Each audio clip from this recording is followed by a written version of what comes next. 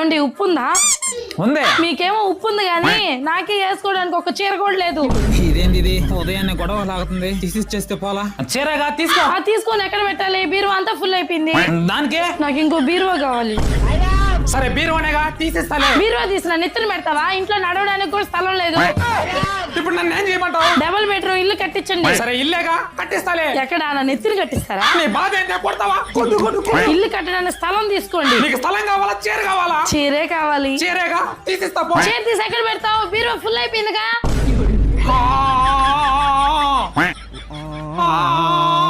Cool రాజా cool. So మీ ఇంట్లో ఇదే సమస్య ఉందా? మీకు ఇల్లున్నలకి ఈ సమస్య ఉంటే మరి రెంట్కుండే వాళ్ళ పరిస్థితి నేను చెప్పలేను. సో మీ అందరి సమస్యలకి సమాధానం ఈ ప్రపంచంలో ఏదైనా ఉంది అంటే స్థలాన్ని సొంతం చేసుకోవడమే.